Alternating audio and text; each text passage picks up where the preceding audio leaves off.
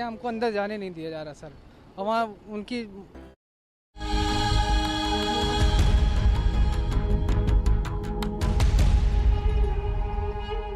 आधी हकीकत आधा फसाना। उत्तराखंड की एक पहाड़ी पर देवी का एक धाम है। कहते हैं जब भी कोई फरियादी हाथ फैलाए देवी के सामने खड़ा होता है तो प्रतिमा के चेहरे पर कुछ बूंदें उभर आती। दावा है कि वो पानी नहीं पसीना है। एक बार हम उन बूंदों को पानी भी मान लें तो सवाल यह खड़ा होता है कि वो पानी कहां से आता है और उसी समय क्यों आता है जब देवी के दरवाजे पर कोई फरियादी खड़ा होता है। तो दावा करने वालों ने कहा यह रहस्य ही देवी का चमत्कार है। मान्यता के मुताबिक देवी का चेहरा भीगना मुराद पूरी होने का इशारा है। यह रहस्य जितना गहरा था हमारे इरादे उतने ही सख्त थे। सोचा चलो आज इसी पहेली से दो हाथ करते हैं। चमत्कार साबित हुआ तो सिर झुकाकर लौट आएंगे, और चक्कर कुछ अलग निकला तो सच पूरी दुनिया को बताएंगे।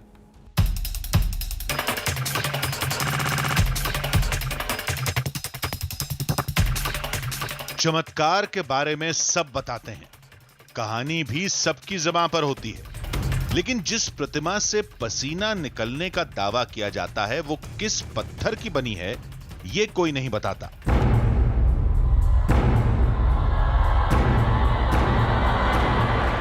हो सकता है चमत्कार का रहस्य उसमें ही छिपा हो। उस अद्भुत धाम पहुंचने तक हम इतना ही सोच पाए थे।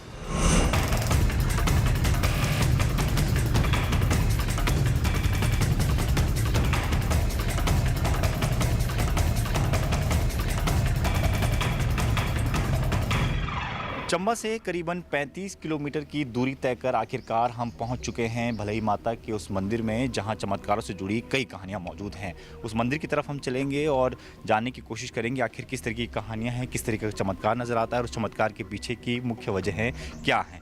लेकिन सड़क से ऊपर मंदिर तक की बात करें तो चढ़ाई काफ़ी ज़्यादा है और इस तरीके से सीढ़ियाँ यहाँ पर बनाई गई हैं। उन्हीं सीढ़ियों पर चलकर हमें मंदिर तक पहुँचना पड़ेगा और उसके बाद देखेंगे कि आखिर किस तरीके की चीज़ें हैं, किस तरीके से मंदिर बनाया गया है और किस तरीके का चमत्कार जो है वहाँ पर देखने को मिलता है।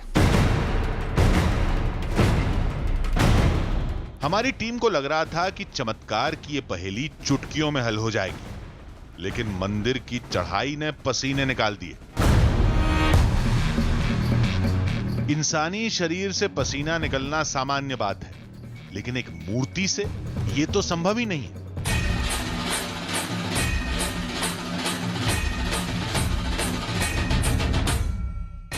देवी का धाम भव्य था, काफी रौनक थी, भक्तों की भीड़ थी। मंदिर भी काफी मशहूर है। यहां आने वाला हर फरियादी देवी के चमत्कार पर विश्वास करता है। वक्त बदल गया, लेकिन दावे के मुताबिक चमत्कार आज भी जारी है।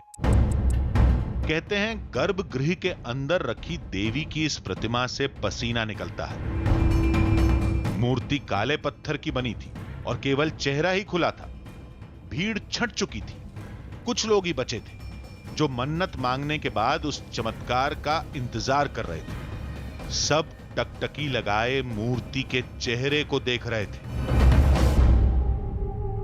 सामने गर्भगृह है जहां से आपको दिखाने की कोशिश करेंगे कि गर्भगृह के ठीक बाहर अक्सर जो श्रद्धालु होते हैं वो इसी तरीके से बैठे होते हैं जैसे मेरे साथ एक पूरा परिवार बैठा हुआ है।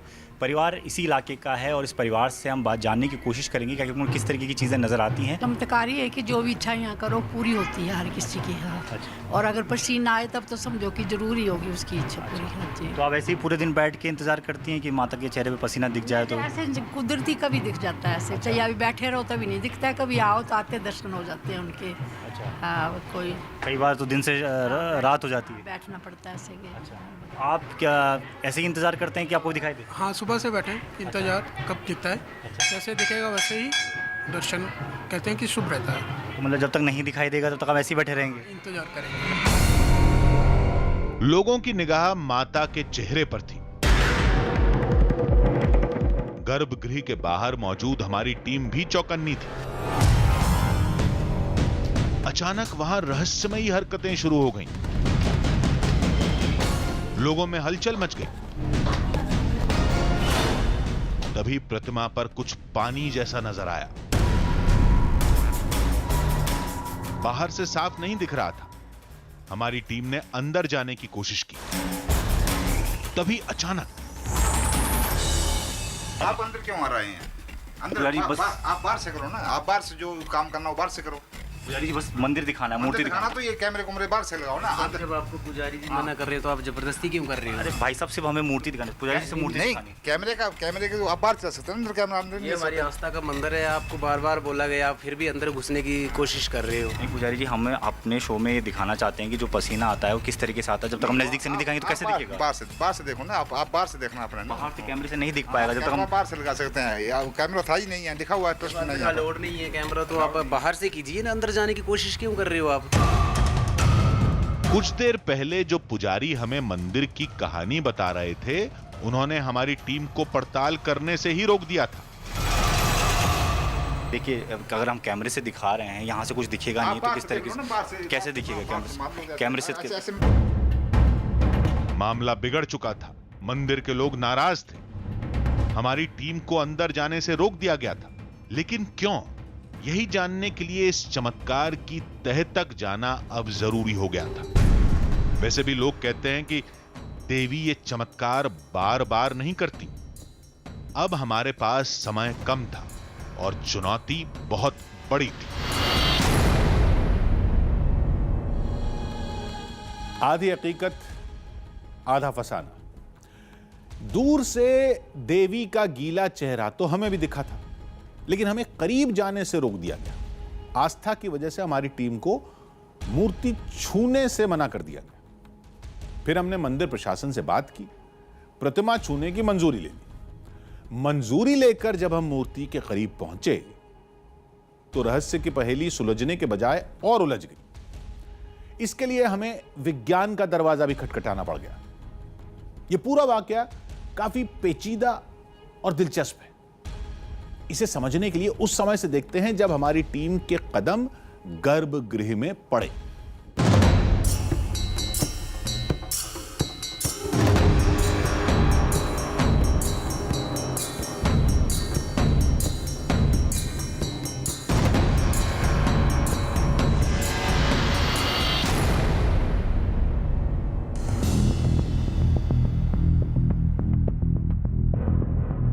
मंदिर प्रशासन से बात करके हमारी टीम ने गर्भगृह में जाने की इजाजत ले ली।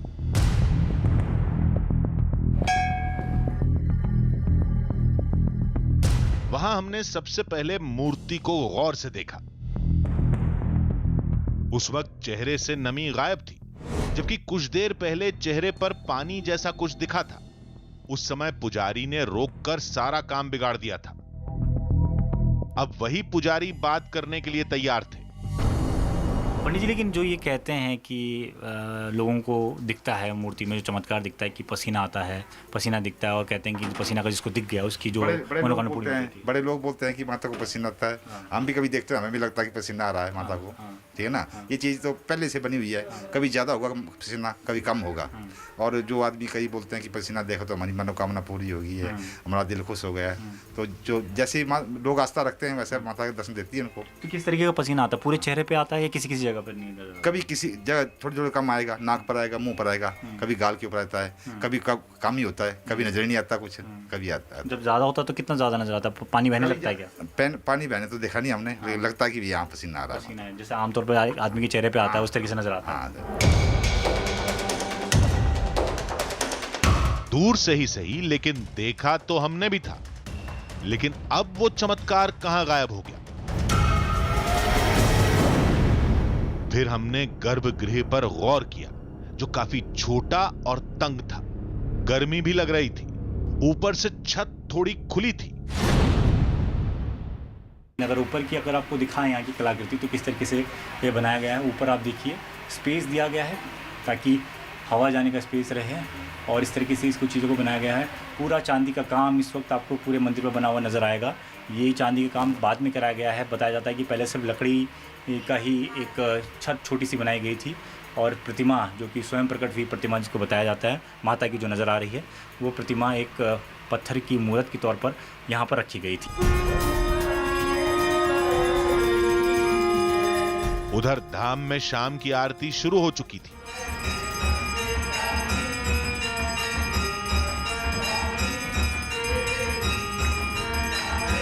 वहां बैठे लोगों ने बताया कि आज एक बार भी चमत्कार नहीं दिखा। देवी के चेहरे पर एक बार भी पसीने की बूंदें नहीं छलकी।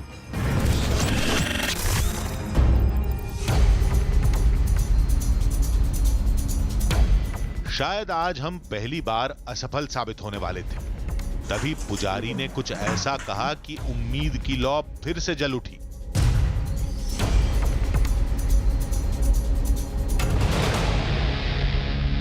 आज तो हमें दिखा नहीं जो हमें देखना चाहते थे।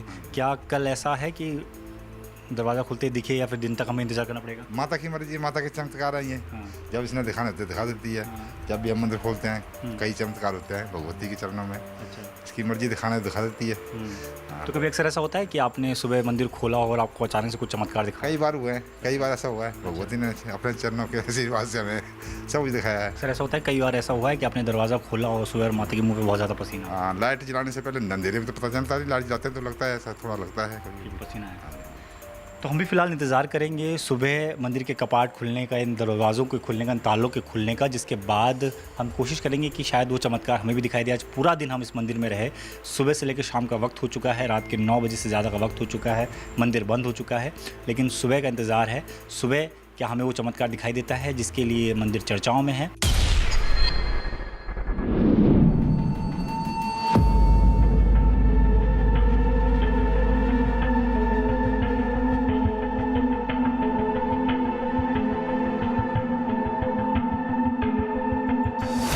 सुबह के करीबन 4 बजे का वक्त है और 4 बजे के वक्त इसी तरीके से पुजारी जी आते हैं। पुजारी जी आप खोल सकते हैं दरवाज़ा।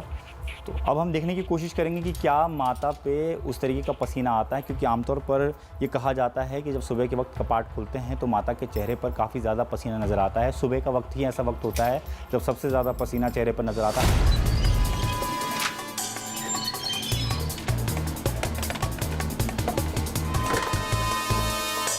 हम भी अब पुजारी जी के साथ अंदर जाएंगे। उनसे आगे हमने पहले ही ले ली है कि उनको दिखाने की कोशिश करेंगे कि क्या वाकई ही अब उस तरीके की चीज़ें नज़र आती हैं कि नहीं आती हैं, क्या पसीना नज़र आता है कि नहीं आता है। एक बार देख लेते हैं अंदर से। पुजारी जी लाइट जल सकती है क्या?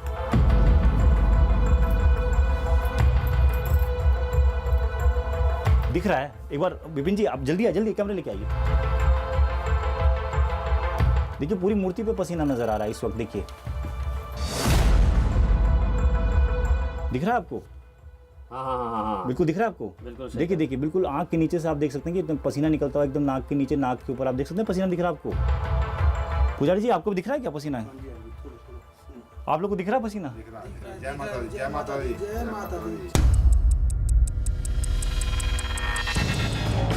हाँ, ये कोई आंखों का धोखा नहीं था।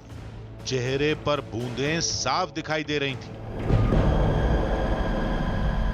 जिस तरीके से एक इंसान के ऊपर पसीना होता है उसी तरीके का पसीना इस वक्त हमको नजर आ रहा है बिल्कुल साफ तौर पर। सुबह कपाट खुलते ही हमने देखा है कि माता की नाक पे, उनके गाल पे, ये देखिए अब ध्यान से देखिए, पसीना आपको जैसा उभरा हुआ नजर आता है चेहरे पे, उस तरीके का पसीना। हालांकि दिन के वक्त हमें ये नजर नहीं आता, लेकिन अब सुबह के वक्त जिसको चमत्कार कहें या क्या कहें को समझ में नहीं आ रहा, लेकिन इस वक्त ज़रूर हमको थोड़ा सा अचंभित जरूर महसूस कर रहे हैं, क्योंकि आप देखिए ना नाक के ऊपर एकदम बूंद निकली हुई है और गाल पर भी जिस तरीके का है। हमने उस नमी को टिश्यू पेपर से साफ करने के लिए कहा। ये टिश्यू पेपर है, उन्होंने रखा हुआ है और उसको देखते हैं उससे कि क्या। देखिए साफ तौर पर दिख रहा है। आप देख सकते हैं कि आपको साफ तौर पर दिख रहा होगा कि किस तरीके से जो है पसीना इस वक्त टिश्यू पेपर से साफ करने की कोशिश की जा रही है, जैसे आमतौर पर हम लोग करते हैं। किस तरीके से जो है वो ये देखिए टिश्यू पेपर आमतौर पर हल्का सा पानी पड़ने पर गीला हो जाता है। ये देखिए आप देख सकते हैं पुजारी जी ने अभी भी साफ़ किया था उनके चेहरे को, और अब ये देखिए साफ तौर पर जो है वो पसीना इस वक्त इस पर नज़र आ रहा है। अभी हमने चेहरा साफ़ किया है, लेकिन उसके बावजूद भी आप देख सकते हैं कि नाक के ठीक नीचे हमें थोड़ा थोड़ा पानी जो है वो नज़र आ रहा है इस जगह पर। कैमरे में दिखाने की कोशिश की है विपिन जी, ये देखिए बिल्कुल साफ़ नज़र आ रहा है। और साफ़ करने की कोशिश करें तो अगर मैं भी चेक करूं तो कहीं ना कहीं हल्का सा गीलापन ज़रूर नज़र आ रहा है। देखिए गीला है, पूरा गीला है। अब देखिए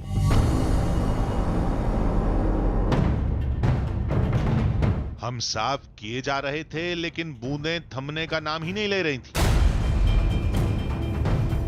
तो आप देख सकते हैं कि अभी भी इस वक्त भी हमें चेहरे हल्का हल्का गीलापन जरूर नजर आ रहा है। हालांकि जिस वक्त कपाट खुले थे उस वक्त इतना ज़्यादा नहीं था, जितना ज़्यादा था उतना ज़्यादा है नहीं, लेकिन इस वक्त भी आपको अगर ध्यान से कैमरे की निगाह से अगर देखें तो आपको नाक के हिस्से के निचले हिस्से पर नज़र आएगा, आँख की कोनों पर नज़र आएगा, गाल पर हल्का हल्का पानी नज़र आएगा और साफ तौर पर ये देख सकते हैं कि जो पसीना है वो इस वक्त भी माता के चेहरे से निकलता हुआ साफ तौर पर नज़र आ रहा है। तो कहीं ना कहीं क्या स्थिति है ये समझना थोड़ा मुश्किल है, लेकिन इसको इसी तरीके से देखा जाता है और इसी तरीके से इसको समझा जा रहा है। जो श्रद्धालु हैं उनके मन में इसी बात को लेकर श्रद्धा है। वो कहते हैं कि अगर पसीना उनको नज़र आ जाए तो उनकी सारी मनोकामनाएं पूरी हो जाती हैं।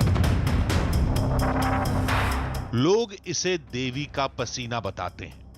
आस्था की वजह से मंदिर में हमें भी ऐसा ही कहना पड़ रहा था, लेकिन ये पसीना था या कुछ और हम भी नहीं जानते थे। लेकिन इतना जानते थे कि इस सवाल का जवाब कहां मिलेगा।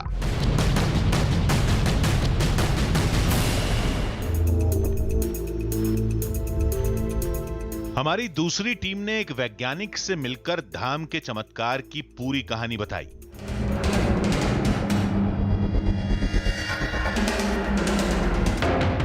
सब देखने और सुनने के बाद वैज्ञानिक ने कहा कि यह चमत्कार नहीं, विज्ञान है।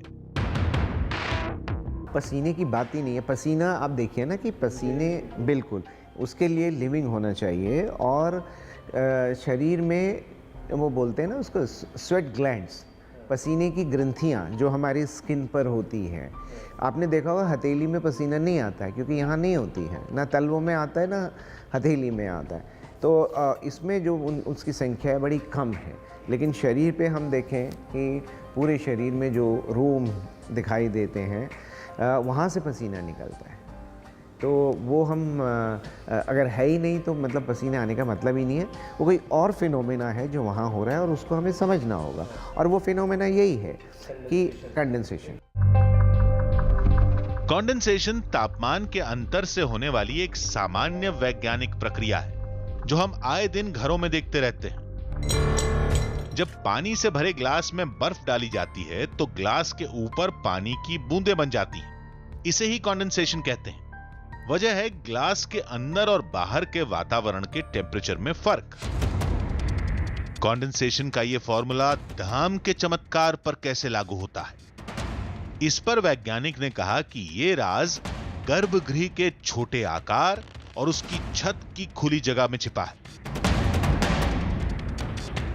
जब हम बहुत सारे लोग मंदिर में एक साथ जाएंगे तो मूर्ति का जो टेम्परेचर है बाहर के मुकाबले कम है और इतने सारे लोग वहाँ पर जो सांस ले रहे हैं, सांस छोड़ रहे हैं, वो भाप के फॉर्म में ही छोड़ रहे हैं।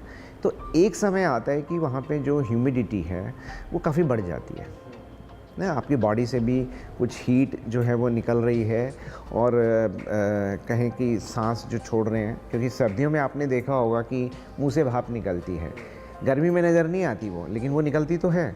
तो वो सब अंदर इतनी इकट्ठी हो जाती है कि मूर्ति का जो तापक्रम है वो कम है और वो वाष्प जब वहाँ उसके संपर्क में आती है तो पानी की बूंदों में बदल जाती है, जिसे हम कह रहे हैं कि ये पसीना आ रहा है। यानी धाम में होने वाले चमत्कार के हर ताले की चाबी विज्ञान के पास है। ये केवल उस घटना की हकीकत है जिसे चमत्कार बताया जाता है। देवी से जुड़ी आस्था इन सारे तर्कों से बिल्कुल परे है।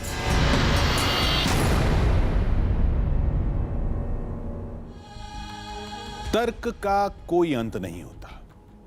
एक खत्म होता है, दूसरा शुरू हो जाता है, दूसरा खत्म होता है, तीसरा शुरू हो जाता है। लेकिन आस्था तर्कों से नहीं, मान्यताओं से चलती है और मान्यताएं तर्कों की मोहताज नहीं होती।